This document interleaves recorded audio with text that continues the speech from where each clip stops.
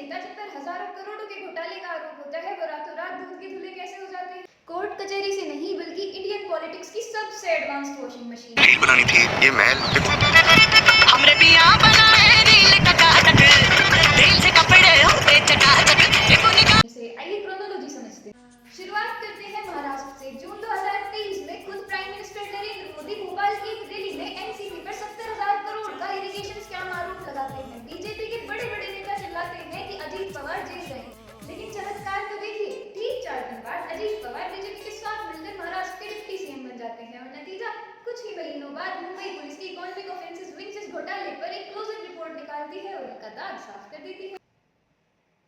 List में दूसरा बड़ा नाम है प्रफुल्ल पटेल का। इनके ऊपर यूपीए गवर्नमेंट के दौरान एयर इंडिया के लिए प्लेन्स किराए पर लेने और भारी नुकसान कराने जैसे सीरियस एलिगेशंस थे। ईडी इनके पीछे हाथ धोकर पड़ी थी और उनकी करोड़ों की प्रॉपर्टी तक इस केस में अटैच की गई थी।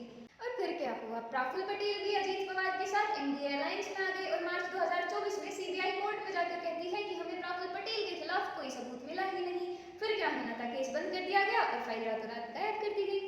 अब चलते हैं तीसरे नाम की तरफ। असम के सीएम हिमंता बिस्वा शर्मा जब ये कांग्रेस में थे तो बीजेपी ने इनके खिलाफ लुइस बर्जर स्कैम और शारदा चिट फंड स्कैम को लेकर बकायदा एक बुक छापी थी।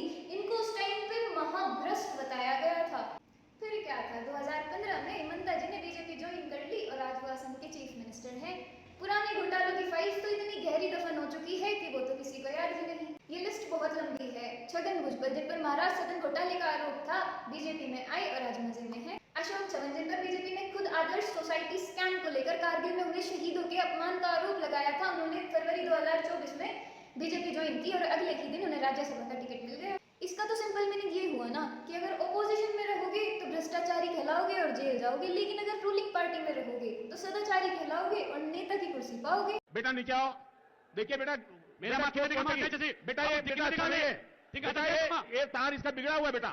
हम आपके साथ है बेटा, प्लीज आप नीचे आइए बेटा, प्लीज बेटा आप नीचे आइए। एक रिपोर्ट के अकॉर्डिंग अपोजिशन के नेताओं पर ईडी और सीबीआई के केसेस बढ़ गए हैं, लेकिन जैसे ही वो पाला बदलते हैं उनके दाग साफ हो जाते हैं। सवाल ये है कि भ्रष्टाचार पर सच में लड़ाई लड़ी जा रही है या फिर ये सिर्फ विपक्ष को डराने और अपनी पार्टी मजबूत करने का एक टूल है।